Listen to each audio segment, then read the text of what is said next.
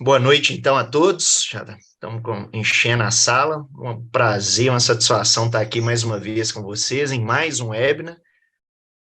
O Reagro aí com uma proposta de semanalmente estar trazendo conteúdos de alto nível, que realmente gere transformação aí para técnicos, produtores, projetos, fazendas, empresas do agro. E hoje uma honra estar aqui com o Arthur e o Tarciso, além de companheiros aí, amigos do Reagro. Nossa ideia hoje é discutir sobre o planejamento estratégico. Então, acredito que sejam ações aí, conhecendo já o perfil e atuação do Tarcísio e do Arthur, que ajudem em diferentes segmentos, né? Empresas, fazendas de grãos, de pecuária, café, com realmente conteúdos relevantes e aplicáveis, né? Essa é a nossa proposta, algo que a gente consiga realmente botar em prática e gerar resultado para vocês, né? Meu nome é Rafael Águido, eu vou participar rapidamente agora do início, já passo a palavra para o Arthur e para o Tarcísio, depois eu volto com alguns recados. E mais uma vez, sejam bem-vindos. Para quem é a primeira vez que está conosco nos nossos webinars, esses são momentos que a gente procura trazer conteúdos num primeiro momento, né, numa primeira fase aqui do evento. Vão ser falas aí do Arthur e do Tarcísio, mas depois nós vamos abrir para discussões. É o momento aí da interação de vocês com os dois especialistas. É a parte mais divertida aí dos nossos webinars, onde vocês realmente podem direcionar perguntas extremamente contextualizadas para a realidade de vocês, dúvidas específicas relacionadas ao tema, e nós vamos direcionar para ambos, tá? O pessoal já está comentando aí no chat, gente do Brasil inteiro, mas o local das perguntas, pessoal, é na caixa Q e A, tá? De perguntas e respostas, question and answer, são dois balõezinhos. Então, as perguntas de lá é que serão direcionadas para o Arthur e para o Tarcísio. Fiquem à vontade nessa primeira fase, mesmo eles ainda interagindo, trazendo conteúdo, de vocês já realizarem perguntas. E aí, no segundo momento, nós vamos começar essa discussão, que é um momento realmente muito interessante. Já temos mais de 100 pessoas aqui na sala. Prazer, Tarcísio e Arthur. Tarcísio compondo o nosso time aí do Núcleo de Gestão do Reagro, trazendo uma bagagem enorme aí de gestão de empresas. Tive aula com o Tarcísio no curso de gestão de pessoas e equipes, no conteúdo liderança, realmente fantástico que ele carrega aí de bagagem. Tarcísio, um prazer estar aqui contando com a sua participação, obrigado mesmo. E o Arthur, né, pouco tempo de empresa, mas já admirado por todos. O Arthur hoje compõe a nossa equipe de gestores de polo, ele é o gerente de polo do Mato Grosso do Sul. O Arthur formou em Minas, com foco aí no agro, mas passou pelos Estados Unidos, com pós-graduação na Faculdade de Ohio, teve na Europa, teve na Nova Zelândia, e tem 12 anos, né, Arthur, que você está como diretor executivo de um grande grupo aí do Mato Grosso do Sul.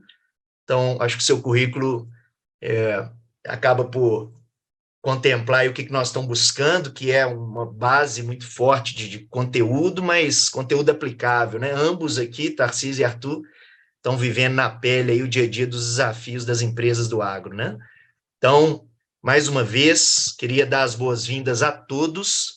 Depois eu venho com alguns recados, mas minha última fala aqui, trazendo um novo conceito do que é o Reagro, né, para o agro brasileiro, uma empresa de educação, tem foco em transformar vidas por meio de conhecimento mão na massa. E é isso que a gente vem trazer aqui hoje, realmente conteúdos práticos que vocês vão conseguir colocar em prática e gerar resultados amanhã aí nos seus negócios, tá bom? Esperamos realmente agregar muito aí na noite de vocês. Arthur e Tarciso, com vocês. Boa noite a todos. Eu vou fazer uma rápida abertura, passo a bola para o Arthur para ele apresentar para vocês. Quem sou eu para falar do Arthur, né? É melhor que ele se apresente.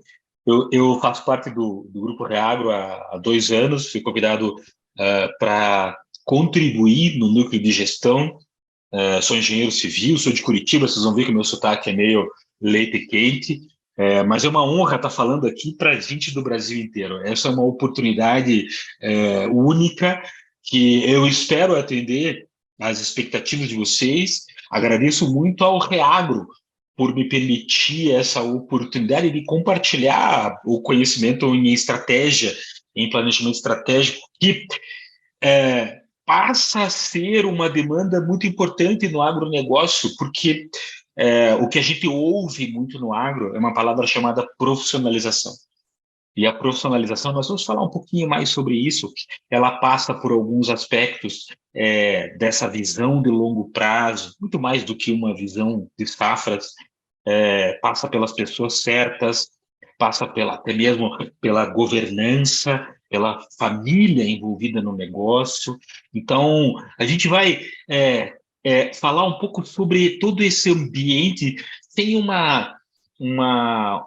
vocês vão notar que vai ser um bate-papo entre eu e o Arthur. Vou levantar muitas bolas para ele. Ele vai falar de um tema que completa muito fortemente qualquer tema que trate do planejamento estratégico, porque afinal a estratégia, o planejamento estratégico é algo que trata do futuro. E nesse futuro você precisa tomar decisões. E com essa abertura eu passo a bola para o Arthur, para ele falar um pouquinho dele, porque ele é justamente o cara da tomada de decisões. Obrigado, Arthur, por estar aqui com a gente, compartilhando essas 120 e tantas pessoas que estão aqui, né? Uma honra para nós. Bom demais, boa noite, Tarcísio, boa noite a todos. Bom demais estar aqui, gosto demais de estar nesses encontros do Reagro, porque normalmente sai coisa boa daqui, né? Eu estou meio de intruso aqui hoje, porque o especialista em planejamento estratégico é o Tarcísio, mas eu queria trazer um pouco também da discussão, né, e das dúvidas. Eu acho que a ideia, eu gosto muito sempre de ter como produto dessas conversas a reflexão, né, que quem saia refletindo, saia pensando, né. Então, eu acho que também é nosso papel estabelecer, mas é nosso papel, de certa forma, confundir também, né, eu gosto muito disso. Bom, eu estou no Mato Grosso do Sul, sou do time do Reagro, eu sou um dos membros do Comitê de Sustentabilidade do Reagro, e faço também a coordenação da atuação do Reagro no Mato Grosso do Sul. É uma das coisas que eu faço, né? Como o Rafa disse aí, eu estou saindo depois de 12 anos como diretor executivo de um grande grupo aqui do estado, estou em transição e estou nesse momento migrando para o governo do estado, mas tenho aí esse meu trabalho junto ao Reagro que eu gosto demais. E estou vendo muita gente conhecida aqui no chat. Estou vendo que a gente já está com quase 150 pessoas. Então, vamos lá, Tarcisão. Vamos falar de planejamento estratégico. Obrigado. Acho que essa é justamente a expectativa, né, de quem está aqui. E a primeira coisa que, assim, eu já vou direto ao assunto, tá? Vou conversar com vocês, vou contar histórias, vou levantar a bola para o Arthur vai devolver e vamos direto ao tema, né? Acho que a primeira coisa que a gente ouve, e não só no agro, tá? Em todos os segmentos, é que não, essa coisa de planejamento estratégico é só para empresa grande. Essa coisa, não, isso aí não é para mim, isso não é para nós, né? Isso é assim. É uma pena porque mais recentemente eu pude contribuir com alguns planos estratégicos para empresas de médio porte do agronegócio, sejam elas propriedades rurais, sejam elas fornecedores da cadeia, enfim, não importa, pertencentes ao agro, mas não eram tão grandes. E uma frase que me veio no momento da nossa conversa, junto com essa empresa, é que você não precisa ser grande para você ter um modelo de gestão de uma empresa grande. E esse pensamento, ele contribui muito. No Brasil, o Brasil é um país maravilhoso, mas ele há uma coisa do curto prazo muito grande, né? E a gente tem uma síndrome do... Como é que é o nome daquela artista lá que fala, eu nasci assim, é Gabriela. A gente tem a síndrome da Gabriela. Né? Eu nasci assim, eu cresci assim, eu vou ser sempre assim. E isso é nosso. Isso é uma coisa nossa. E é difícil Nós vamos falar um pouco sobre como mudar esse mindset fixo para um mindset de longo prazo. Então, eu já faço isso há 12 anos, que é tentar viver e ajudar as empresas a viverem no futuro. Porque planejar é viver no futuro, é você se colocar numa posição lá na frente, daqui a 10 anos. Tanto que quando conversávamos, eu e Arthur, sobre o tema, né, da palestra, e para que ficasse uma coisa inteligível, a gente acabou usando o planejamento estratégico, né, Arthur? Mas a gente queria, assim, como que vai ser a minha fazenda daqui a 10 anos? Né? Como que vai ser o meu negócio daqui a 10 anos? E se a gente pudesse parar a apresentação aqui e, e ficar ouvindo vocês numa reflexão sobre como que vai ser o meu negócio daqui a... Eu não vou falar 10 anos, mas vamos falar o seguinte, como será o meu negócio em 2030? E aí, grande parte do nosso raciocínio ele está muito voltado ao passado. A gente olha para trás, a gente dá uma olhada em como a gente foi, 1, 2, 10, 20 anos, e a gente projeta esse futuro para frente. E isso é muito confortável para a gente, porque aí já vou começar a entrar no território que eu vou levantar a bola para ele. O nosso cérebro ele tem dois lados, né? Um lado do confortável, que é como se você entrasse no carro, né? Quando você entra no carro para dirigir, ele é o rápido e o devagar, né? Daniel Goleman, né? O que fala disso, não me lembro. Daniel Kahneman. Você tem o rápido e o devagar. O rápido é aquele que quando você entra no carro, bota a chave, liga, bota a marcha e sai andando, você nem viu o que você fez. Isso está colocado no cérebro, no lado da gente, de um lado confortável, e que a gente chama isso de rápido, é automático. Agora, quando a gente faz algumas provocações para usar o outro lado do cérebro, que é o lado do cérebro que tira a gente do conforto, a primeira coisa que a gente sente é desconforto. Ah, não. Essa conversa não é uma conversa boa, essa conversa é uma conversa difícil para mim, porque eu estou indo para um território que eu não conheço. E aí, eu vou tocar a bola pro Arthur, porque essa hora do território que eu não conheço, a gente vai falar um pouco sobre isso, na questão da estratégia, mas como lidar com esse ambiente incerto, né? Porque, seja ele político, econômico, tecnológico, a gente vive numa volatilidade, uma necessidade de tomada de decisão, às vezes, sem muita base. Como que dá para a gente ficar um pouco mais tranquilo, se isso é possível, meu nobre Arthur? Não é possível, eu acho. Né? Eu acho que essa é a grande inquietação. E é engraçado porque esse é um dos temas que eu acho que quanto mais a gente mergulha, mais dúvida a gente vai tendo, né? E mais incertezas vêm para o nosso dia a dia, porque o mundo é muito complexo, né? Os modelos de previsão e esses modelos que tentam olhar para o passado e prever o futuro, eles partem sempre de uma premissa de simplificação da realidade, né? Que quando eu olho exclusivamente o passado e tento projetar o futuro, tem uma premissa escondida por trás disso, que é as condições que existiam lá vão existir lá na frente também. E é quase beira o absurdo a gente partir de um pré-requisito desse, né? Porque o que a gente vive é o que você falou, a gente vive incerteza, a gente vive volatilidade. E a gente vive isso de uma forma tão, tão profunda que qualquer tentativa de prever isso passa por dois caminhos, né? Ou de se fracassar grandemente, que é normalmente o que acontece, ou de um acerto, mas que eu diria que é por sorte e muito pouco por habilidade, né? Quando a gente olha, e é muito fácil, se a gente voltar, a gente só precisa voltar 2, 3 anos, a gente não precisa voltar muito mais do que isso, né?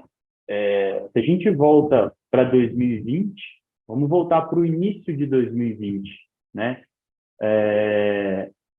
Qualquer um que tivesse planos feitos para 2020, com base em projeções de 2019, de 5 anos antes ou de 10 anos antes, foi, em 3 meses, totalmente frustrado nesses planos, por conta da pandemia.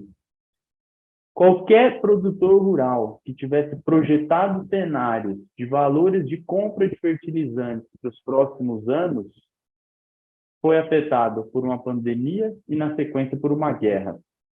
E aonde estavam os modelos que poderiam prever uma pandemia e uma guerra? Esses modelos não existem, né?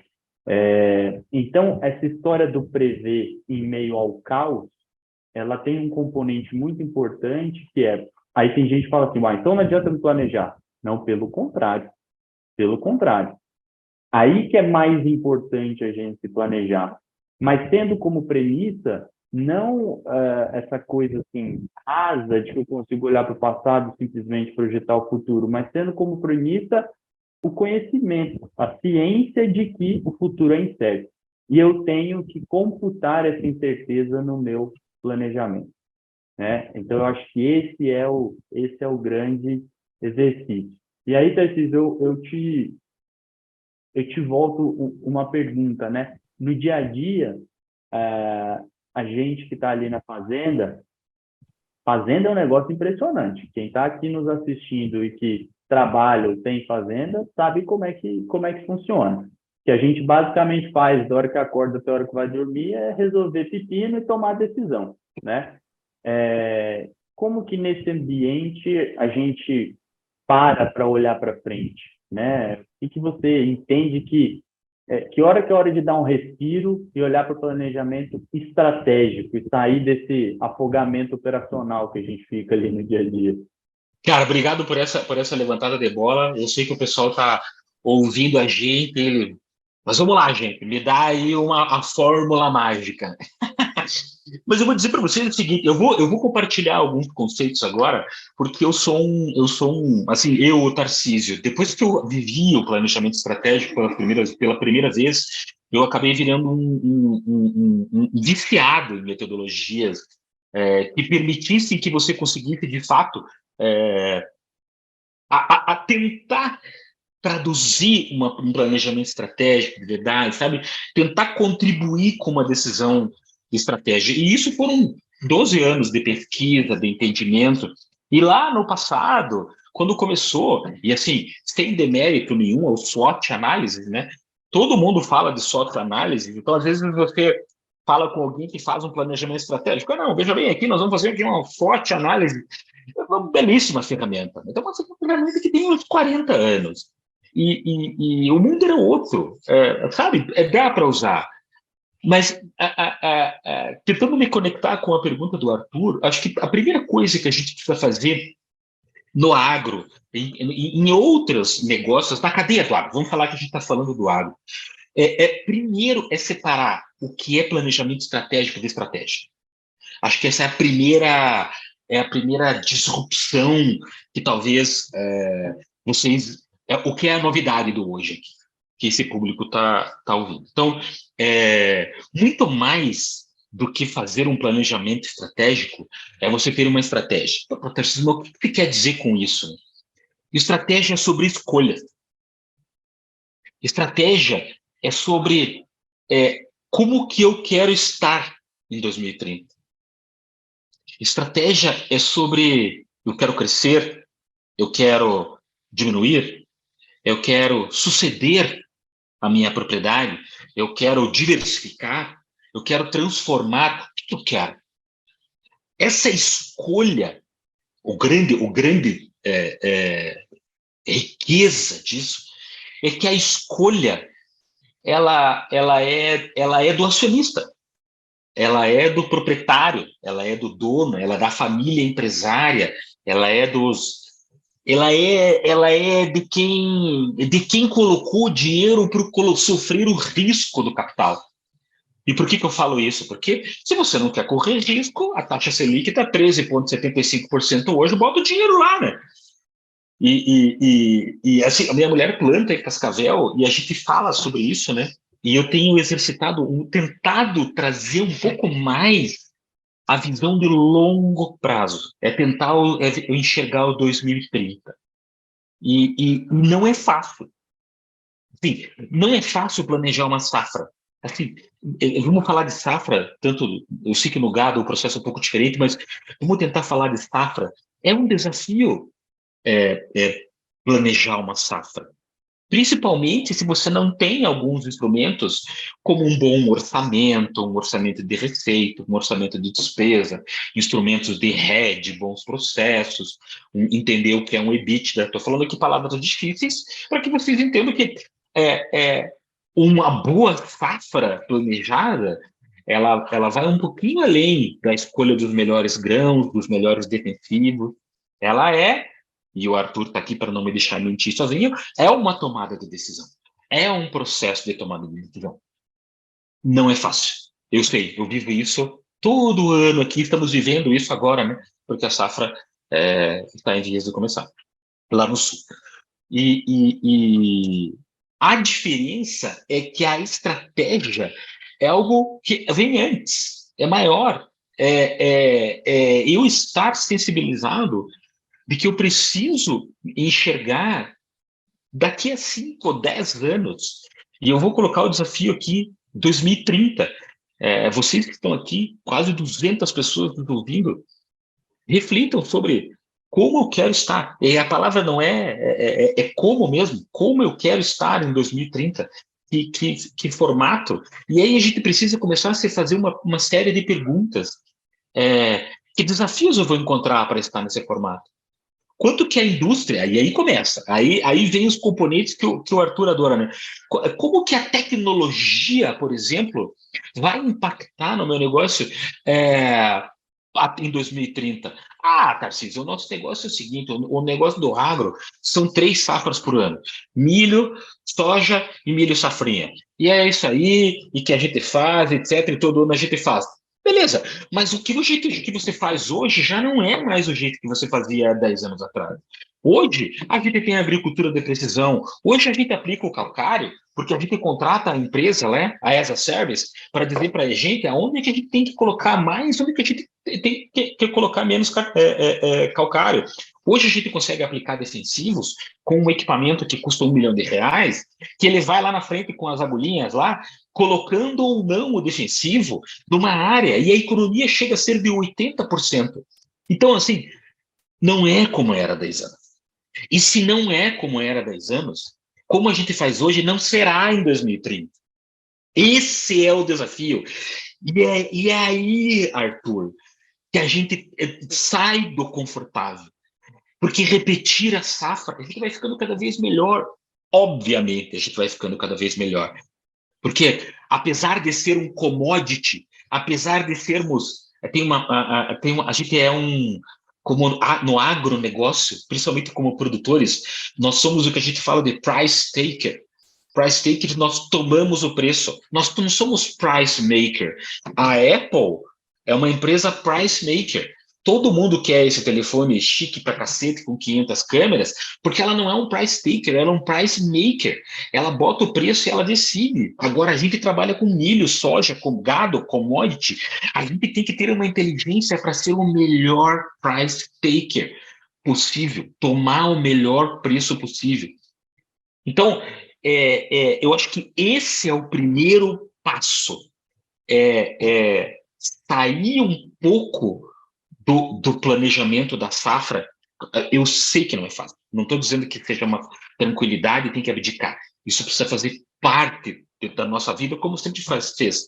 Mas quanto mais eu tentar enxergar as interferências tecnológicas, políticas, o agro, apesar de ser blindado, acaba sofrendo com questões políticas, econômicas. China espirra, a gente espirra. Estados Unidos não se está bem com a China, a gente tem problema. O navio encalha lá no canal lá do estreito, lá não sei de onde, para a logística do mundo. A gente vive num ambiente muito, muito nervoso, né? Muito volátil. Então, eu vou falar uma coisa aqui que eu, depois de estudar muito estratégia, E eu entendo que todas as empresas tinham que ter. Eu não sou economista, tá? Eu sou engenheiro. Mas todas as empresas tinham que ter um economista. Porque o economista consegue nos dar uma visão do ambiente externo. E o desafio do planejamento estratégico não é forças e fraquezas, mas sim é tomar uma posição hoje para saber como que eu vou ter uma vantagem competitiva daqui a 10 anos. Esse é o grande desafio. E aí, Arthur? Como usar desse arcabouço?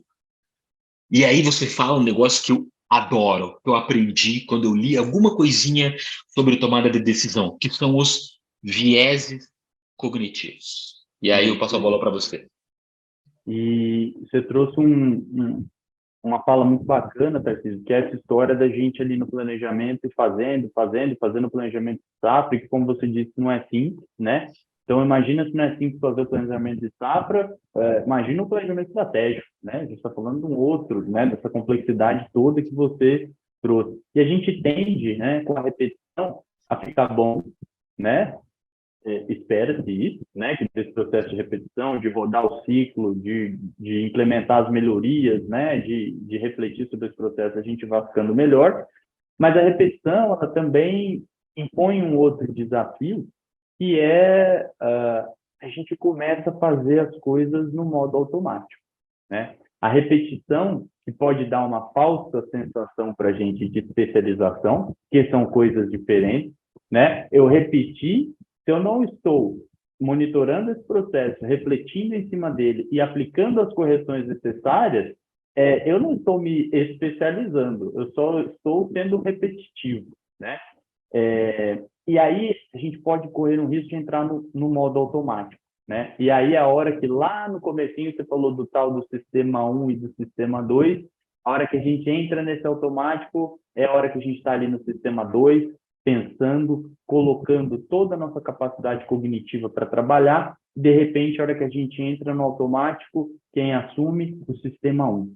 E a hora que o sistema 1 assume, aí a gente se esbalda nos vieses cognitivos, né? Ou seja, aí a gente começa a cometer muitos erros, né? E eu gosto sempre de trazer um ponto que é, quando a gente está falando de planejamento, a gente está falando de tomada de decisão, a grande ferramenta que a gente tem é o nosso pensamento, é o nosso cérebro, né? E eu tenho ainda a impressão de que a gente sabe usar pouco essa ferramenta, né? Comparado com outras. Mas como assim? Bom, é muito simples. Ninguém entra num carro e sai dirigindo sem ter aprendido a dirigir antes, sem tirar uma habilitação e sem saber o que está fazendo. Pelo menos não deveria, né? A gente, quando compra um celular novo, trata logo de assistir vídeo, de ler alguma coisa, de aprender a usar aquilo ali, né? A gente compra um drone, a gente vai fazer um curso sobre aquele drone, vai aprender a operar. A gente está fazendo isso o tempo todo com as ferramentas que a gente adquire. E a ferramentinha que nasceu com a gente, que está aqui dentro, a sensação que eu tenho é que às vezes a gente passa a vida inteira usando sem ler o manual de instrução, né? Porque não deram ele para a gente. E a área de economia comportamental, ela vem um pouco com essas respostas, né? Então, veja que a gente está falando de um cenário caótico, a gente está falando de todas as dificuldades de se projetar o futuro, quer dizer, como é que a minha empresa vai estar em 2030, como é que o mundo vai estar, então, em 2030, porque aí eu preciso, né, colocar a minha empresa dentro dessa realidade, e como é que eu vou ter vantagem competitiva, e isso tudo vai ser construído a partir da minha tomada de decisão. Mas aí, às vezes, eu erro na tomada de decisão. E eu não erro por nada, eu erro porque o meu cérebro prega algumas peças, né, e me deixa errar, né? Então, e tem exemplos muito claros disso, né? O viés da confirmação, por exemplo, é um que eu gosto muito, porque ele é muito simples de se explicar, e que todos nós fazemos, né? E a gente vem de uma eleição aí, eleição é o caso clássico de livro-texto de viés da confirmação, que a gente acha que o nosso processo decisório é colher dados, colher informações, refletir sobre elas e definir baseado nisso. Quando, na verdade, não. Normalmente, lá dentro do nosso cérebro, a decisão está tomada. E aí o que o nosso mecanismo cognitivo começa a fazer é sair numa busca enlouquecida por fatores que comprovem aquela decisão que ele já tomou, né? Então, é por isso que a gente torce para o time de futebol que a gente torce, é por isso que a gente normalmente tem o candidato político que a gente tem, né? Eu não saí, quando eu era pequeno, olhando quantos títulos os times tinham, quem tinha o melhor time para a próxima temporada, e qual era a projeção para os próximos 10 anos de cada time. Eu escolhi um time. E a partir daí, a minha vida é ficar buscando informações para justificar para os outros por que eu torço para aquele time. É isso que a gente faz. É isso que a gente faz. A gente decide o que quer um carro e depois a gente fica atrás de informação para dizer para a esposa que não, é porque esse carro é seguro, é porque esse carro isso ou aquilo, quando na verdade eu devia ter feito isso antes, e aí decidido o carro, né? Então nosso cérebro, ele funciona dessa forma. E a gente não sabe, quando a gente não sabe disso, a gente não consegue se perceber na tomada de decisão, né? A gente não consegue olhar para isso e ter essa convicção, né? De, opa, aqui é a hora que eu paro, respiro e olho para o meu negócio. Qual é a minha estratégia? Qual é a minha estratégia? Porque senão, encaixando com o que você estava falando, senão eu nunca tenho uma estratégia. Eu nunca estou pensando uma estratégia para aquilo que eu quero alcançar. Eu estou indo e estou só justificando a estratégia que eu adotei ao longo do caminho. E aí o que acontece é que, quando vem um cenário adverso, seja ele político, seja ele econômico, seja ele internacional, né? A globalização, e ela é muito boa, porque o mundo é do jeito que é por causa dela, mas essa conectividade, essa interdependência, né? Essa história que você trouxe, a China espirra, a gente fica gripado aqui, toda essa interdependência faz com que as relações sejam muito mais arriscadas do que elas não seriam se as coisas fossem um pouquinho mais separadas em caixinha, né? Então, assim, a gente não teria que, num mundo de maior isolamento, se preocupar com a crise do sistema bancário americano. Mas está tudo conectado, porque o sistema bancário americano está financiando os sistemas bancários do mundo inteiro, que estão financiando setores, indústrias, governos, é uma coisa só. E aí alguém dá uma tremidinha lá e a gente dá uma tremidona aqui. Então a gente precisa olhar para isso. E aí a grande discussão que eu gosto, né, quem traz isso é um autor chamado Nassim Taleb, né, que Conheço muito o Caleb, fantástico. É um dos grandes caras da atualidade.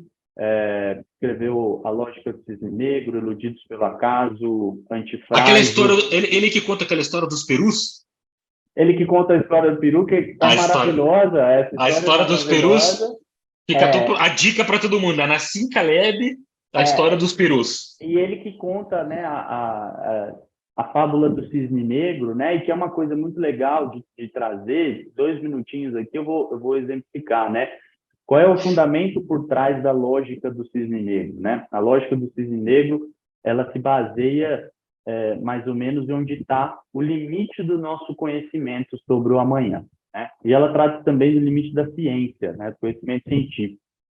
E é mais ou menos assim: se eu sair no mundo andando para observar todos os cisnes e for anotando cada cisne que eu ver, e todos eles são brancos, ao final de anos fazendo isso, talvez eu tenha observado 200 mil cisnes, todos eles são brancos. Ainda assim, eu não posso dizer que todos os cisnes são brancos. Espetacular. Porque os cisnes que eu vi são brancos, mas existem cisnes que eu não devo ter visto em outros lugares, né? Então, é dessa fábula que sai aquela, para mim, uma das grandes frases dele, que a ausência de evidência não é evidência de ausência. Nossa! Trazendo isso para a nossa vida, nunca ter acontecido uma pandemia de Covid não significa que não vai ter uma. Rússia e Ucrânia nunca terem entrado em guerra antes não significa que não vão entrar agora, e a gente pode aplicar isso a qualquer coisa. E aí é por isso que é muito difícil só olhar para o passado para tentar prever o futuro. Porque esse aqui é uma prática que a gente tem que... quem gosta de tatuagem pode tatuar, quem não gosta faz aí um quadrinho, põe na parede. a ausência de evidência não é evidência de ausência, porque basta um único cisne negro para que os 200 mil cisnes brancos que eu já observei deixarem de fazer sentido na afirmação de que só existem cisnes brancos. Espetacular. Esse é o tempero das incertezas, é o tempero do olhar para o futuro, e eu vou aproveitar essa levantada de bola e vou contar um caso como o Reagro, né? Bons mineiros, contar um casinho rapidinho de uma propriedade que eu tenho a honra de atender no Reagro. Eu não vou citar o nome, respeitando, até eles devem até estar aí na apresentação, mas é uma propriedade bem interessante, é uma propriedade que tem, como é no Mato Grosso, vocês podem imaginar que o tamanho já é o superlativo, né? Então já é um negócio muito interessante. É uma propriedade que foi há 50 anos iniciada pelo pai dos meninos. Os meninos hoje estão assumindo, eu falo meninos, mas são caras da nossa idade, assim. São caras que estão assumindo o negócio, e o negócio tem algumas particularidades. Ele é um negócio de grãos, agricultura, ele é um negócio de pecuária, de cria no pasto, de recria no pasto e terminação. E por que eu estou contando isso? Porque é muito legal a gente trazer exemplos do que para que vocês entendam como é que a gente aplica essa montoeira de coisas que a gente está falando, né? Eu costumo dizer que estratégia, planejamento estratégico, eu já tive caras que falam para mim assim, Tarcísio, eu não sei mais trabalhar sem isso. Porque você acaba criando um modelo de gestão da performance, um modelo de gestão que você deixa de olhar para o retrovisor, né, tomar decisões com base no passado, e você começa a tomar decisões com base no que você quer ter. A primeira fase do projeto, com essa grande propriedade do Mato Grosso, ela passou por uma análise de cenários. E você sente claramente o desconforto dos três quando você provoca algo que não está no controle. E aí o Arthur tá rindo porque ele sabe como é que é. Eles ficam ouvindo aquilo e falam, meu Deus, onde é que a gente vai chegar com isso? Porque pensa, gente, os caras fizeram aquilo sempre do mesmo jeito, há 40 anos, eles estão assumindo aquilo, e é safra, e mata a vaca, e engorda a vaca, e faz a ração, tudo sempre igual. Então, fazer uma provocação para eles, que eles precisam deixar de repetir o passado e olhar lá na frente, é um desafio. E eu comecei fazendo análise dos cenários. E fiz essa provocação, né? O que vai impactar na nossa propriedade? Tem um slogan, né? Propriedade X 2030. Eles compraram a ideia. Uma propriedade com 100 colaboradores, né? É um negócio que tem muito interessante, tem um vulto interessante, tem uma peculiaridade de gestão de pessoas muito forte. Mas assim, eu usei alguns instrumentos muito interessantes para esse exercício, e um deles é o que a gente chama de linha de visão, né?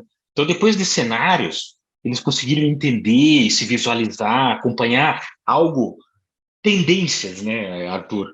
O que está acontecendo nos Estados Unidos? O que está acontecendo em grandes produtores, seja em tecnologia, seja em sementes, seja no que for? O que está acontecendo? Nós não somos um país que está tão vanguardista em pesquisas. Temos a Embrapa, maravilhosa, temos o Reagro, lindo, maravilhoso. Mas países em mais desenvolvimento são grandes drivers da nossa tomada de decisão. A gente precisa saber quais são as tendências, o que está acontecendo lá, porque em 10 anos nós vamos estar replicando o que está acontecendo aqui. E o que é a linha de visão, né? A linha de visão é algo, eu até ouvi o pessoal já falando no chat, visão. Você precisa ter uma capacidade de fazer com que eles te digam como que eles querem estar em 2030. E aí começa essa coisa, né? Essa visão, esse entendimento, esse debate, até que você consiga esse consenso, né? Realmente nós queremos estar nessa posição em 2030. Aí você faz uma engenharia reversa. E você quebra o 2030 até os dias de hoje, você traz a valor presente, né?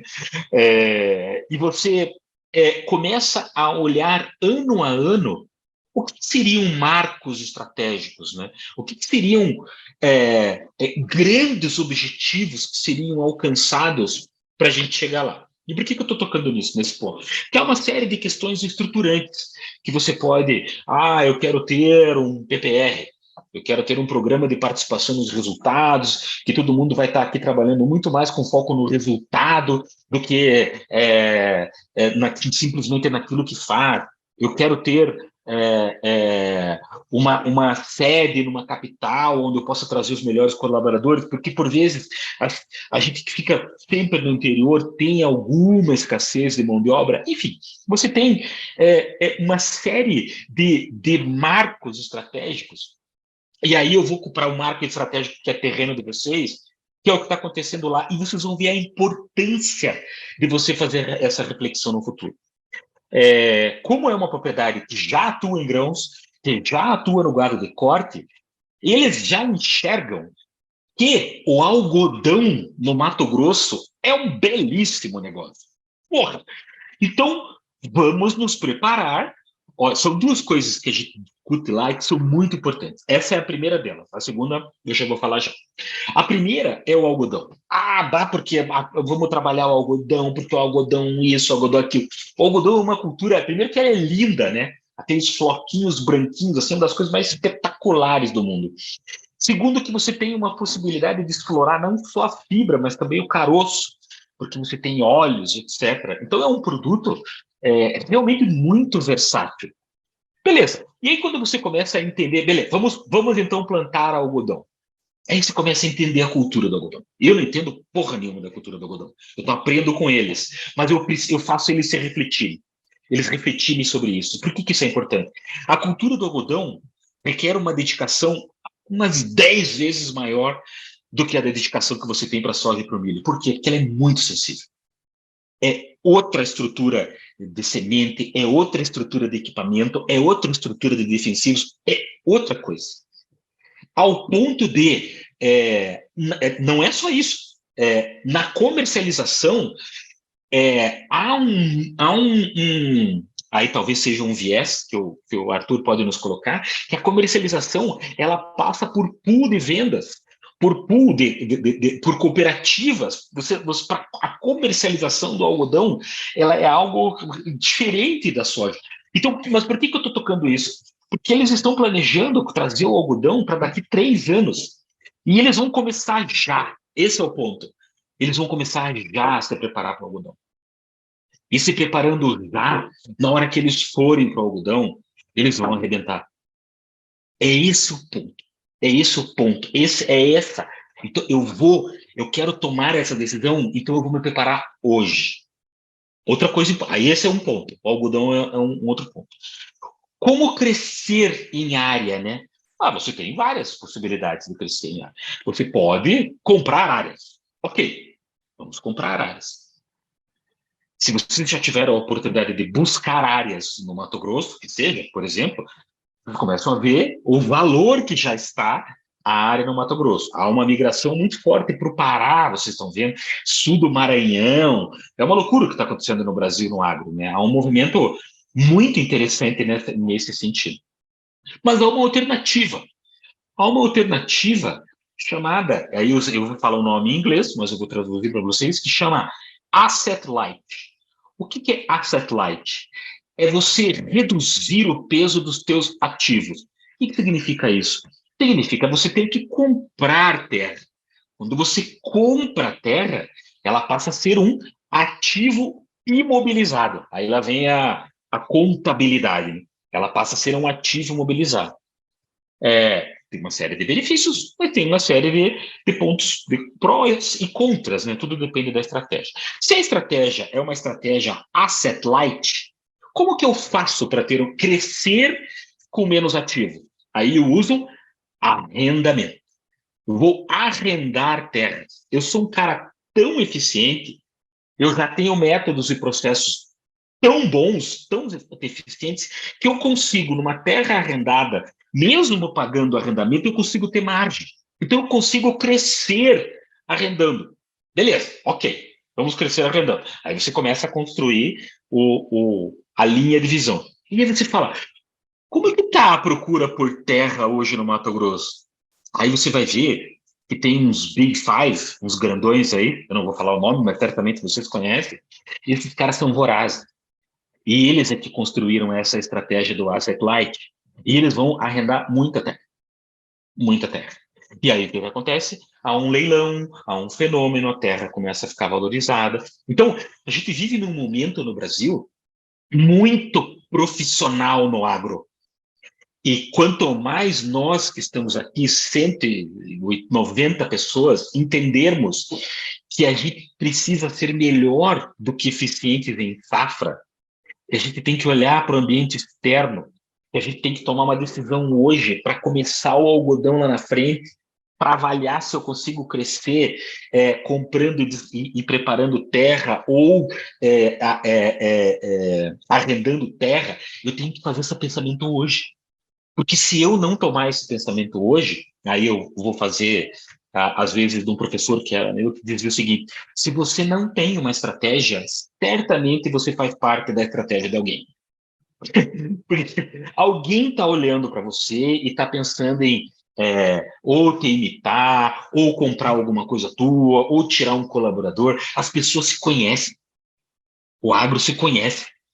Os grandes se conhecem, os pequenos se conhecem por várias razões. É um ambiente muito colegiado.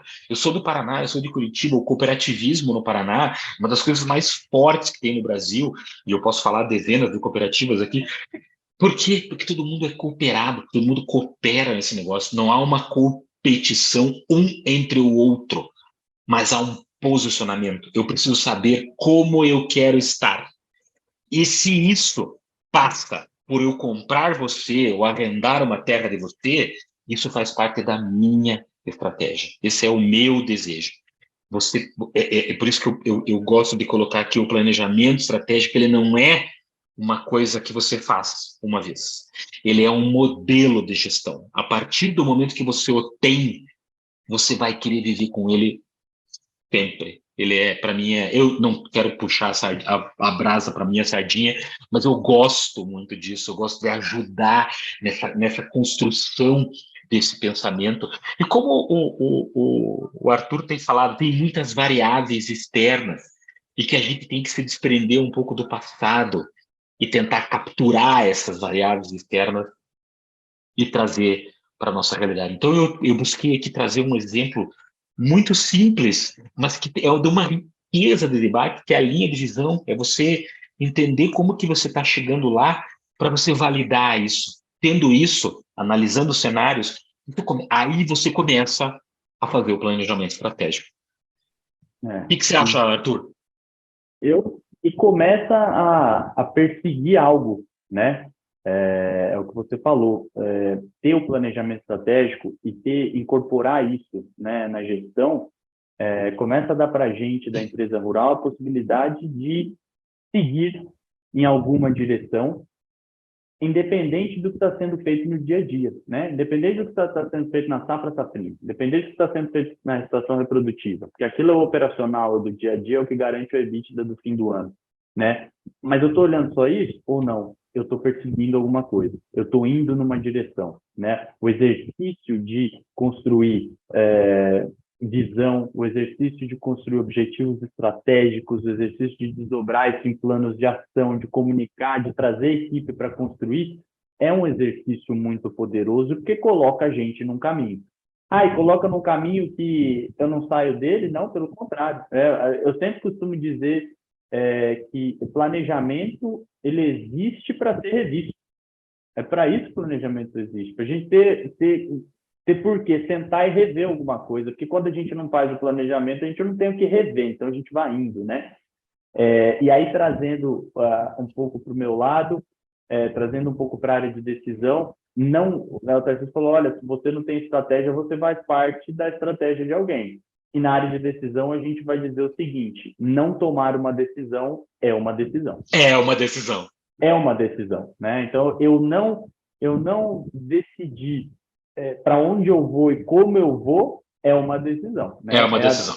É a decisão de, além de ter toda essa incerteza externa que a gente já falou bastante, é de trazer incerteza para dentro de casa. E aí não faz Não faz muito sentido. Nossa área de decisão, o planejamento estratégico, ele ajuda a gente a caminhar da posição frágil que as nossas empresas têm frente a esse cenário, que é completamente caótico, para um modelo onde a gente começa a ser robusto e que lá na frente ele culmina num modelo de antifragilidade, né? E aí o que é isso? Trazendo para a teoria de decisão.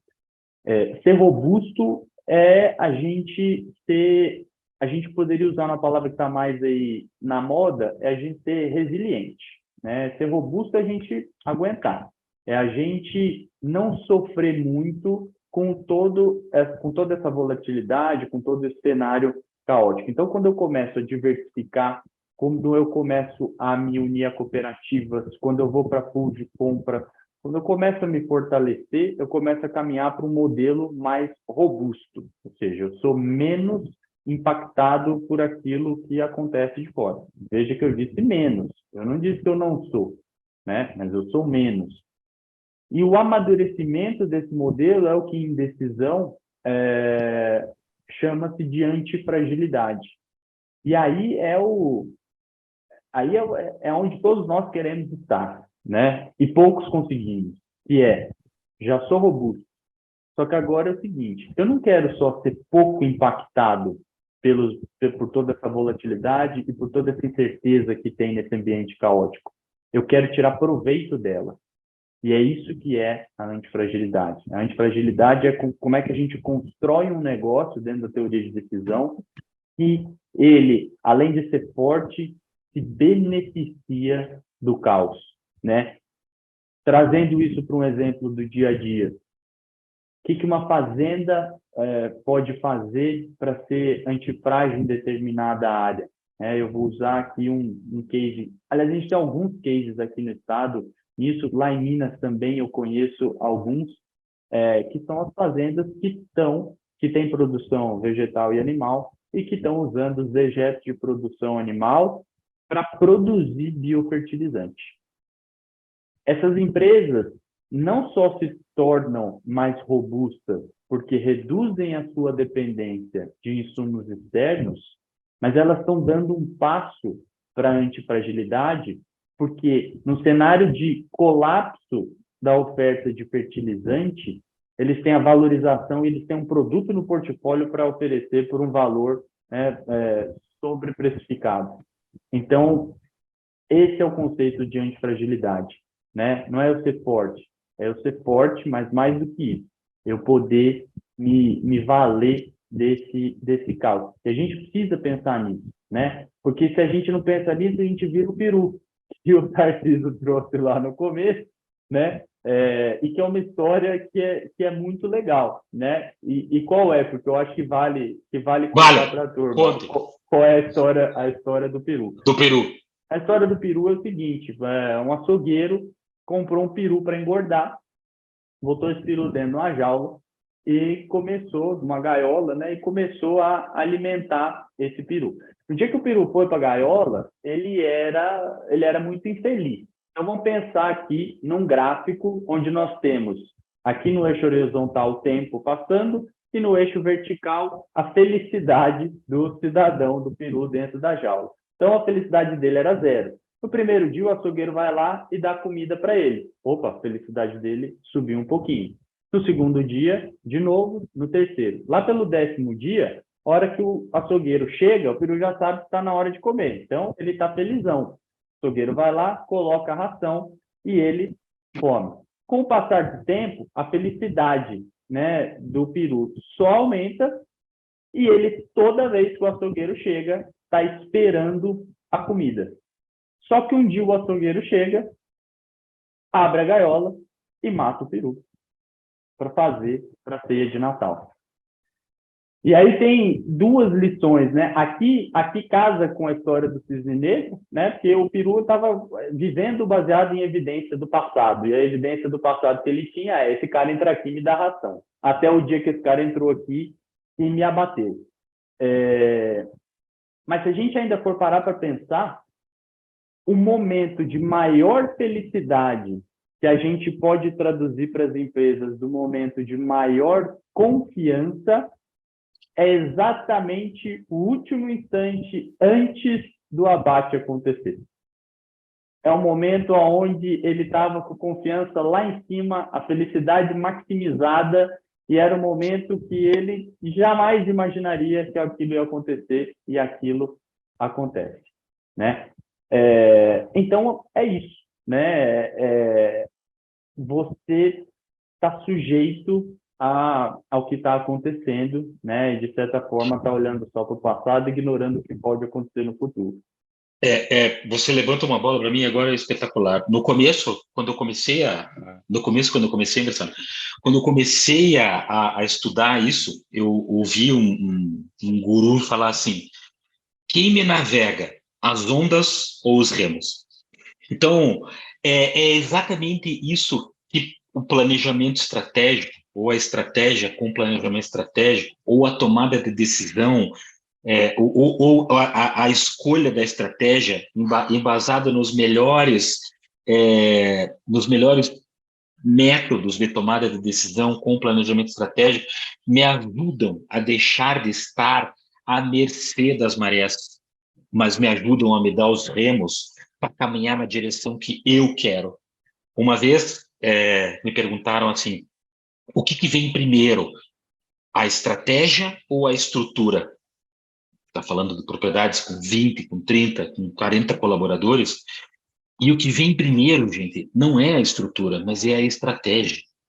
Porque é a estratégia que me diz para onde que eu vou, que competências eu tenho que desenvolver, que estrutura eu preciso para, ou seja ela organizacional, de investimentos, etc., que estrutura eu preciso montar para alcançar isso que eu quero, que eu, como proprietário do meu negócio, como proprietário rural. Então, é um exercício bonito, olhar para frente, não é um exercício fácil. Enxergar em 2030 não é fácil, tenho certeza que vocês vão sair daqui tentando se enxergar em 2030, não é um exercício fácil, mas é um exercício belíssimo, porque nesse caminho, vocês passam a tomar decisões hoje para estarem preparados para esse futuro que vocês querem. Então, por isso que o Arthur balança a cabeça, porque é muito mais do que fazer uma análise SWOT. É olhar para fora, é capturar tecnologias, aspectos econômicos, tendências, mudanças, para que eu possa tomar uma decisão hoje. Ferramentas, a gente não quis, eu e Arthur conversamos bastante sobre como fazer essa apresentação, a gente não achou que ficar aqui explicando, um mapa estratégico, objetivo, e isso você encontra na internet, ali no Google, baixa, mas a discussão do porquê fazer, do como fazer esse exercício, do como sair da repetição do passado, deixar de, como o Arthur fala, deixar de ter vieses e abrir o cérebro para coisas que vão acontecer, é sair da safra e pensar, beleza, em 2030, que tamanho que eu quero estar, que culturas eu quero ter, como que eu quero, como que eu me enxergo nesse negócio. Aquele que se enxergar mais materialmente, mais facilmente, é o que vai ter mais chance de chegar lá. Então, eu sei que a gente tem mais 1 minuto agora para abrir para perguntas. Eu espero que a gente tenha conseguido chacoalhar, assim, trazer uma percepção diferente do que vocês estão ouvindo aí sobre o planejamento estratégico, os SWOTs, é muito mais do que isso. É um cara como o Arthur colocar aqui um negócio e falar, tomar decisão, gente, é uma coisa complicada, e a gente tem que estar preparado para tomar decisões importantes. Vocês é que vão ter que tomar decisões, seja hoje, seja amanhã. E as pessoas que dependem de vocês esperam que vocês tomem boas decisões, né? Porque, afinal, são dezenas e centenas, não de colaboradores, mas de famílias que trabalham com vocês, que geram riqueza com vocês. Então, a gente tem uma responsabilidade não só com as pessoas, mas com esse país que precisa tanto da gente. Então, eu agradeço demais essa oportunidade. Eu sei que a partir de agora a gente vai ter um tempo para perguntas. Arthur, se você quiser, super à vontade aí também fazer mais uma fala.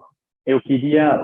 Você trouxe um questionamento que eu às vezes eu respondo as coisas, eu falo assim, mas é óbvio, né? E não é tão óbvio, mas quando você me diz assim, alguém te pergunta, né? O que vem primeiro, a estrutura ou a estratégia? E é óbvio que é a estratégia, né? Mas não é o óbvio aqui, diminuindo a importância dessa pergunta. É o óbvio que a gente tem que olhar, porque conectando lá com o comecinho da conversa, se a estrutura vem antes, eu, a partir dali, tudo que eu for fazer e planejar é com base na estrutura. Então, eu já não estou Esse mais é o ponto. fazendo estratégia, Exato, né?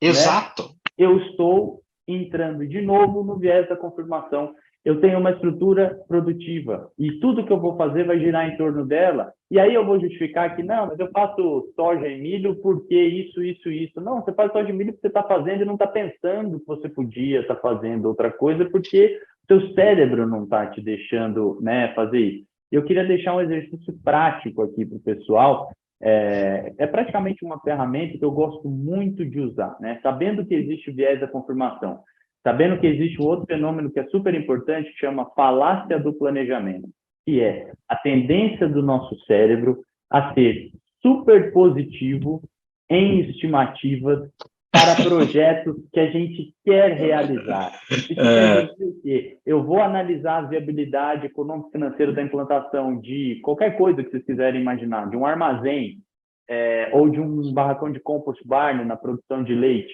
E na hora que eu estiver criando as premissas, se aquele projeto é um projeto que eu quero que aconteça, inconscientemente eu vou ser super otimista nas premissas, certo? Então, sabendo que isso existe, uma ferramenta que eu quero deixar para todo mundo. Toda vez que vocês forem pensar num projeto ou que vocês forem construir um planejamento, façam um exercício que chama pós-morte. O que é esse exercício? Esse exercício é sentar com a equipe que está envolvida nesse planejamento e partir do seguinte premissa: nosso projeto deu errado. Tá? Então, vamos falar que a gente vai estar falando aqui da construção de um compost barn. Nosso compost deu errado. Por quê? E aí a equipe, você gasta o maior tempo que vocês puderem dizendo por que deu errado o compost barn. Nesse momento, vocês acabaram de fazer um excelente exercício de tirar qualquer viés de confirmação que o cérebro de vocês estava tentando fazer e vocês já criaram uma lista de tudo que pode dar errado naquilo.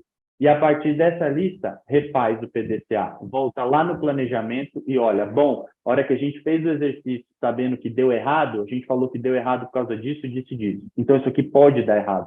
Então, vamos trazer isso para o nosso planejamento. Vamos saber que isso pode dar errado. Então, esse é um exercício que eu gosto de fazer com tudo. A gente brinca que é a ficha de óbito do paciente. O paciente morreu, então o nosso projeto afundou. Por quê? Por conta disso, disso e disso. Opa, então peraí, vamos voltar lá no começo e ver como é que a gente está considerando essas coisas que a gente listou aqui, sabendo que tinha dado errado. Porque quando a gente está planejando e a gente está imaginando e querendo que dê certo, a gente esquece essas coisas no meio do caminho. Espetacular. Bárbara, uma última coisa. E aí eu vou jogar a bomba e vou vazar, que nem o Arthur falou. Tranquilo. Gente, a gente não deve fazer cargo para as pessoas, mas a gente tem que fazer cargo para a empresa. Então, esse é o último recado e eu estou aqui para ajudar vocês. Bárbara, estou à disposição. Gente, muito obrigado pela oportunidade. Eu acho que agora é perguntas. Agora o Rafael vem... Isso, o Rafael vem dar um recadinho e depois a gente vai partir para as perguntas. Aí vocês já podem dar uma olhadinha aí na caixa QIA, selecionando as perguntas, dando uma lida enquanto boa. o Rafael traz uma mensagem.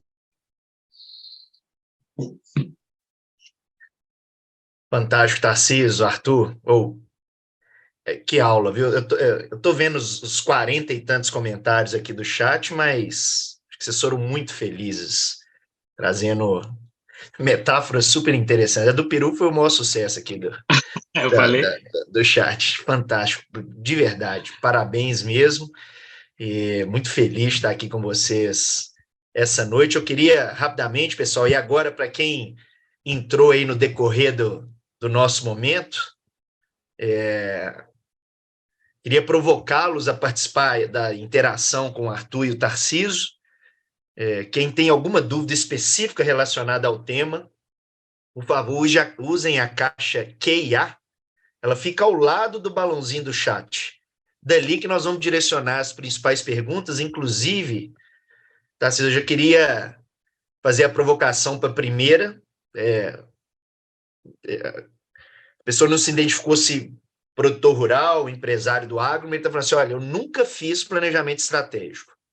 Como é que eu vou garantir que o meu planejado está sendo bem executado? Que as ferramentas que eu...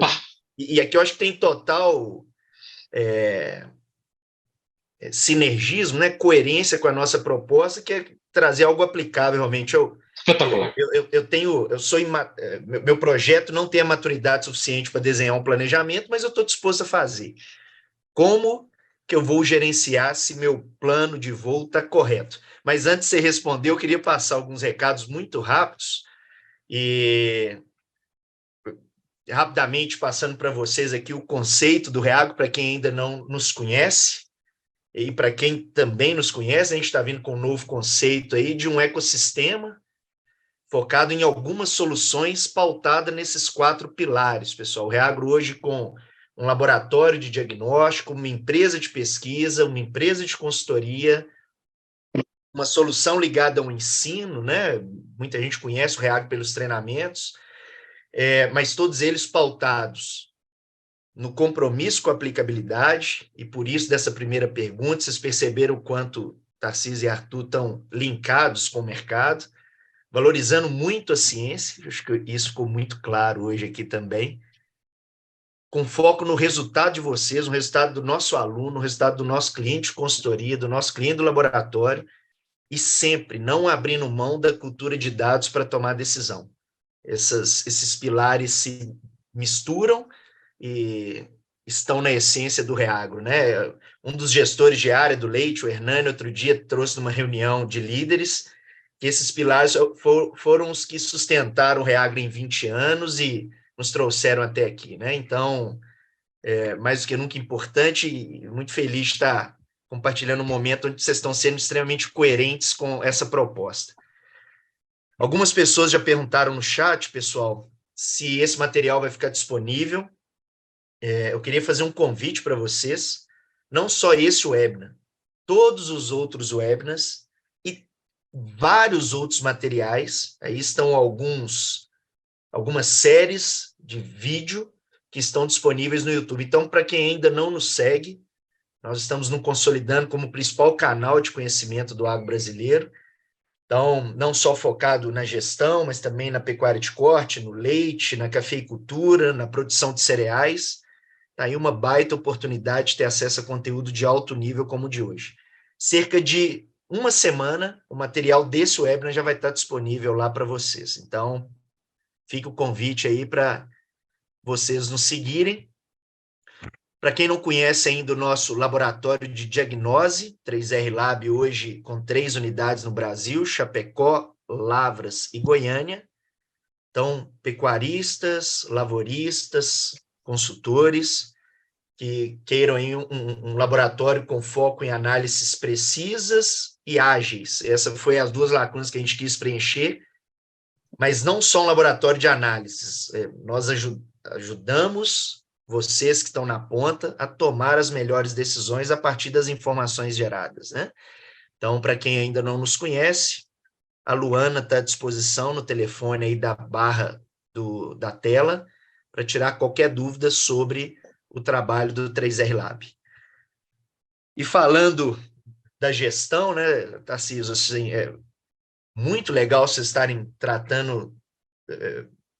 Eu saí com um take-home aqui, um levar para casa, gente, não vamos usar só o passado para desenhar o futuro, não, dá para desenhar um planejamento mensurando riscos, né, e trazendo uma visão muito mais ampla do planejamento em si, e nada mais oportuno do que a gente falar da graduação em gestão do agronegócio, o Reagro querendo realmente inovar e preencher uma lacuna que é preparar realmente gestores. Muitas vezes preparamos gestores nos erros, né? E aí o cara está preparado com 10 anos de formado, e a gente está querendo realmente, aí, em 2 anos e meio, preparar gestores com essa visão mais holística, com foco em planejamento, gestão financeira, liderança, resolução de problemas, Então, fica aí o convite para quem quiser conhecer a nossa graduação. É a segunda turma, a primeira começou agora em fevereiro. Então, pessoas que terminaram o ensino médio, sucessores, pessoas que estão assumindo cargos de gestão em algumas empresas do agro e querem realmente aprofundar, né, e se aperfeiçoar. É um curso com foco realmente na mão na massa. O aluno, na verdade, é o grande protagonista, né? Os professores são facilitadores do processo. Então, são 2 anos e meio de aplicação prática de ferramentas e conceitos que vão te ajudar a se tornar um gestor realmente diferenciado aí no mercado agro. A próxima turma prevista para agosto, o vestibular já está aberto, e mais informações com o Arthur. Tanto o Arthur quanto a Luana, o link do WhatsApp deles está no chat. Você clicando, você fala com eles agora. Os dois estão de plantão aí para atendê-los, ok?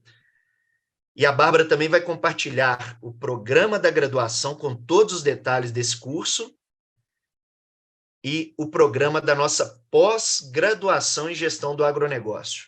E aqui, já para profissionais graduados que já atuam no agro, muitos produtores participam, muitos gestores de revendas, cooperativas, fazendas, sucessores também que já são graduados, estão procurando realmente também, né, ferramentas aí que vão ajudá-los a profissionalizar os negócios em que atuam, né?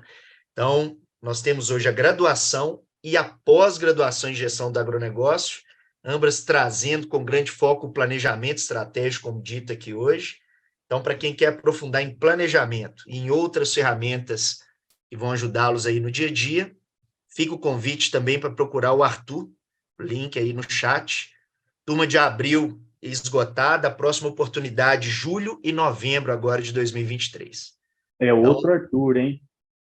Exatamente, é outro Não sou Arthur, eu. Arthur Azevedo.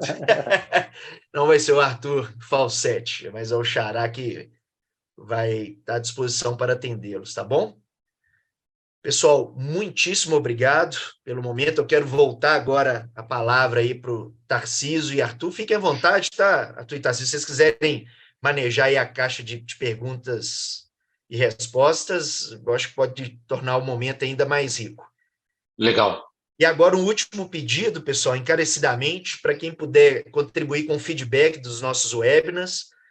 Vai aparecer um questionário, você responde em poucos segundos e tem nos ajudado muito a melhorar esse momento, ok? Fiquem à vontade aí para responder, vai ser um prazer contar com o feedback de vocês. Arthur e Tarcísio, com vocês. Vamos Senhores, lá. o Rafael fez uma colocação muito legal, né? O planejamento não é nada sem a execução. Então, muito bem observado, nós investimos tempo aqui na concepção do plano, que é um belo desafio. Mas como traduzir isso para a implantação? O plano, ele gera, além de iniciativas e projetos, ele gera uma série de indicadores de performance. Esses indicadores de performance, eles nos ajudam a monitorar a nossa estratégia. Mas como, Tarcísio? De acordo com o caminho que nós vamos trilhar para alcançar o nosso objetivo, a nossa visão, lá na nossa fazenda em 2030, nós estabelecemos uma série de metas, sejam metas econômicas, metas de produtividade, metas de pessoas, a gente estabelece metas para os indicadores. E o grande resultado do planejamento estratégico é um instrumento que a gente chama de painel de controle de indicadores. Então, a gestão da propriedade, em todos os níveis, N1, N2, N3, ela passa a ter um painel de indicadores e que você consegue, em alguns indicadores, até em tempo real, mas normalmente semanais ou mensais, você consegue acompanhar esses indicadores, a evolução desses indicadores, e a gente usa alguns sinais, algumas sinalizações. Por exemplo, um número, um indicador que está azul é porque ele superou a meta.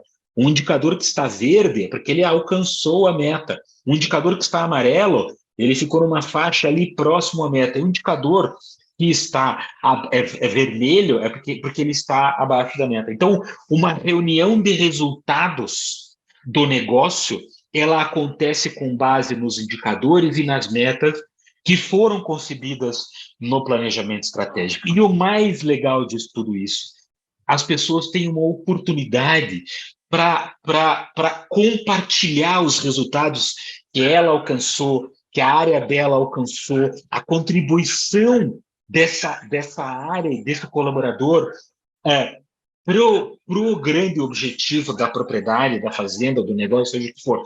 Então, esse modelo de reuniões de resultado passa a ser um modelo da performance e que nada mais é do que a tradução, o acompanhamento da estratégia.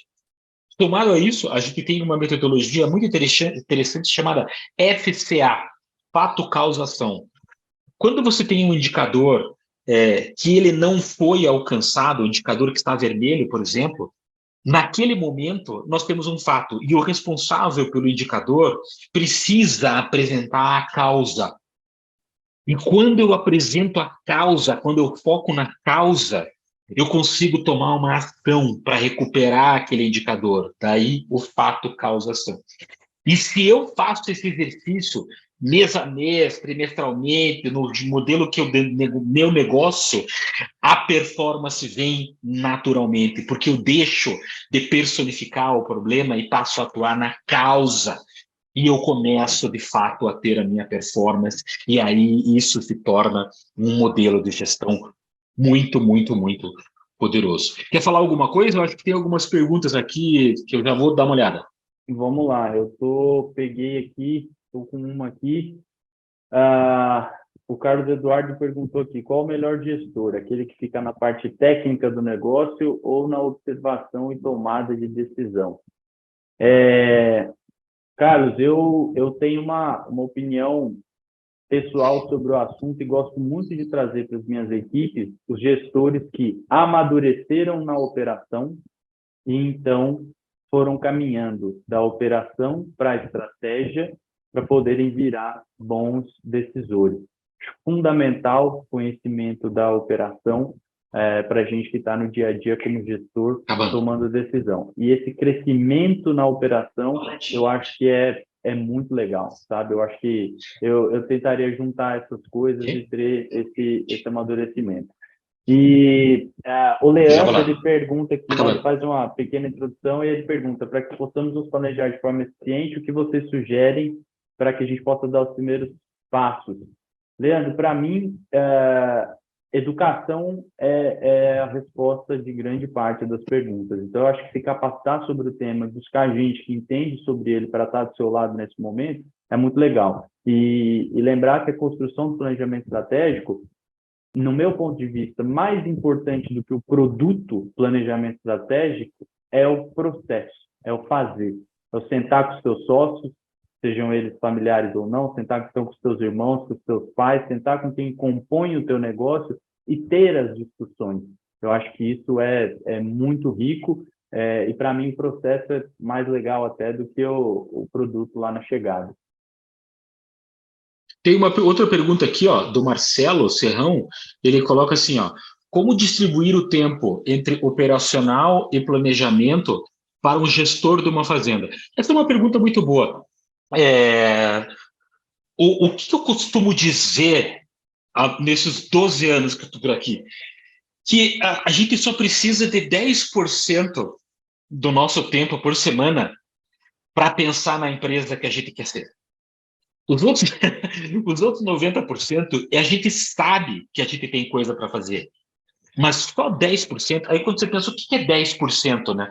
Vamos pensar aqui. A semana tem de segunda a sexta, manhã e tarde, 10 períodos. Um período, das 8 ao meio-dia, é o suficiente para pensar na empresa que a gente quer ser, em todos os níveis, para fazer com que esse gestor participe do processo de planejamento, no momento oportuno. Você não envolve todo mundo em todo, você vai envolvendo na medida da contribuição, mas eu tenho certeza que todo mundo consegue reservar 10% do seu tempo para poder pensar na empresa que a gente quer ser. Então, É simples e dá para fazer. Vamos ver aqui, ó. Aqui o Rafael Paquim. O agro ainda tem carência de bons profissionais na parte da gestão, e isso impacta diretamente no negócio. Quando o produtor ou o pecuarista entender que a parte técnica e gestão devem andar da lado a lado, a estratégia e o planejamento estratégico irão funcionar. Então, não foi uma pergunta, foi uma observação, você tem toda a razão. Além da questão técnica, que é super importante, é quem vai nos dar, é o coração do nosso negócio, há uma série de instrumentos que podem melhorar ainda mais os resultados técnicos. Deixa eu ler mais uma aqui, Arthur. Para que possamos chegar em 2030 e termos sucesso com o nosso planejamento estratégico, teremos que tomar decisões prévias, óbvio, para que os bons frutos sejam colhidos. Muito bem. Para que possamos nos planejar de forma eficiente, o que vocês sugerem para que possamos dar os primeiros passos, os primeiros pontapés iniciais? Essa pergunta do Leandro Tavares, ela é belíssima, porque o que a gente está falando aqui a solução planejamento estratégico, vamos chamar assim, ela é uma solução em que uma pessoa compra, mas muita gente usa. E você tem uma pessoa que decide por isso. Quero fazer isso porque isso vai me ajudar a ser melhor a partir daqui. Nesse processo, você tem uma série de pessoas que usam ou até que influenciam essa tomada de decisão. Então, o primeiro passo seja você, Leandro, um sucessor, um proprietário, um colaborador, mostrar a importância dessa ferramenta, benefícios dessa ferramenta, para aqueles que são os proprietários, para aqueles que são os donos, para aqueles que tomam as grandes decisões. Porque isso vai beneficiar a eles, vai beneficiar a você na tua rotina de trabalho, vai beneficiar a tua capacidade de fazer as perguntas, porque a inteligência está nas perguntas. Então, você vai conseguir mostrar os teus resultados, as pessoas vão conseguir mostrar os resultados de uma maneira formal. Então, o primeiro passo não é sair fazendo. O primeiro passo, na minha opinião, é sensibilizar as pessoas para fazer. Porque as pessoas estão fazendo, o agro está se profissionalizando, e é importante que a gente tome essa decisão de pensar na empresa lá para frente. Arthur, alguma que você achou bacana aí? Legal. A Eduarda, desculpa, trouxe aqui no final falando um pouquinho sobre sustentabilidade, aí é mais a minha praia também, né? A gente deve incluir essa área no nosso planejamento estratégico, seja uma empresa ou fazenda. Porém, como fazer isso na prática?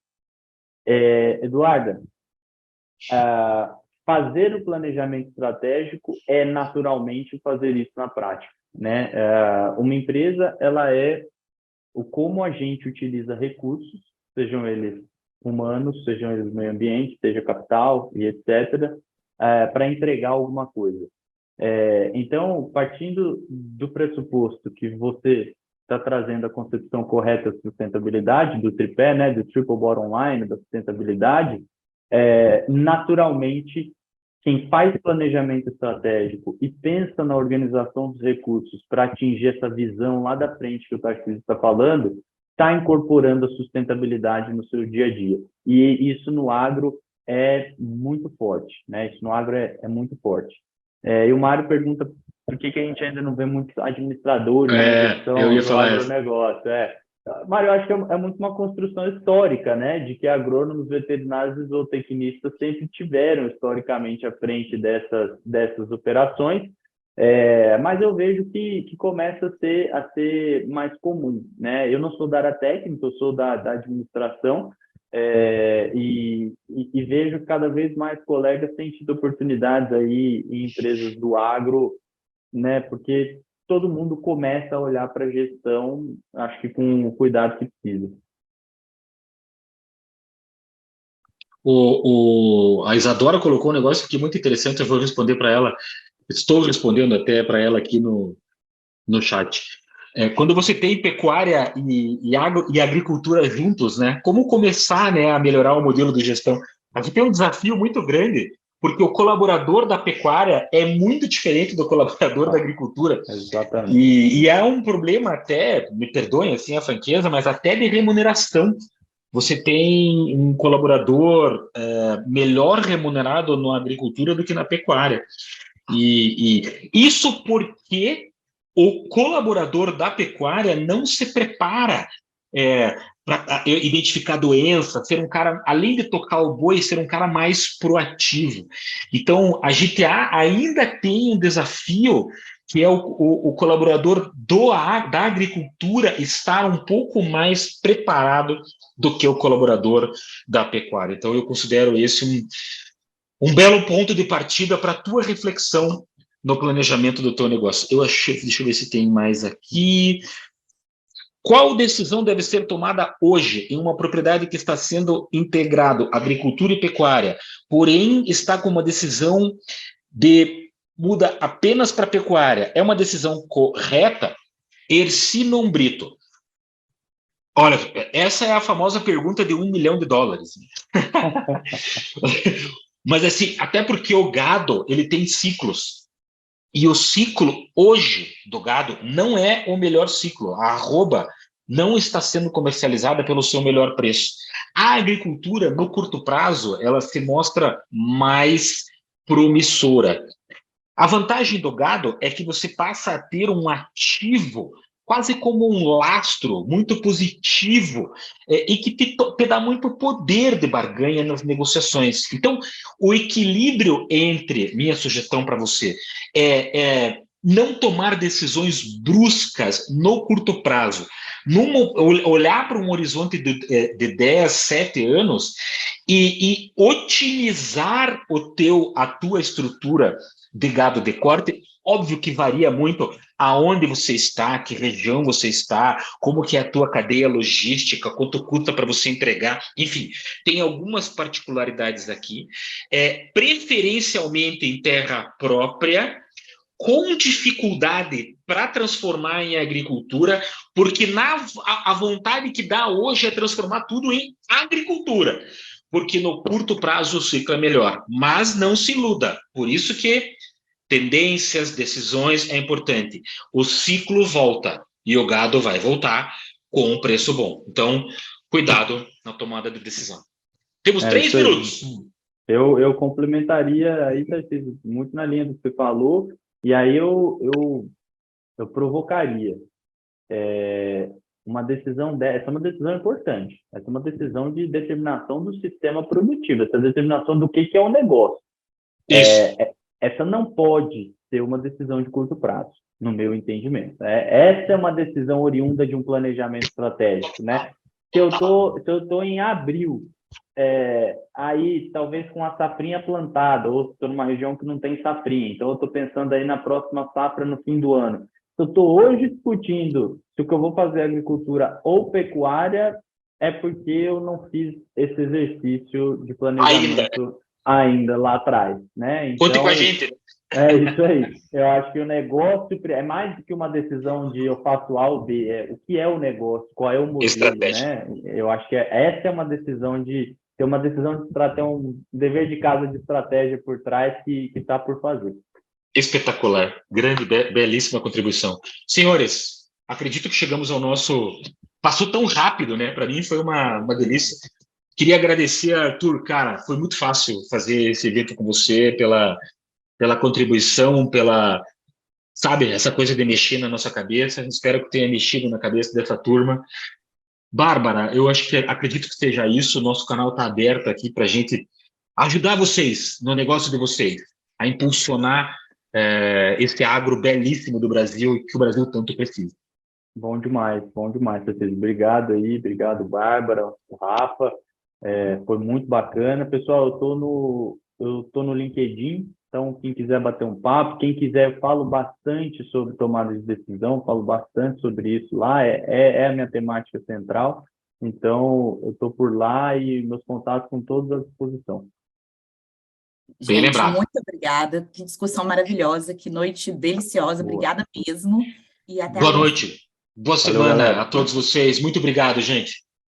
Boa noite.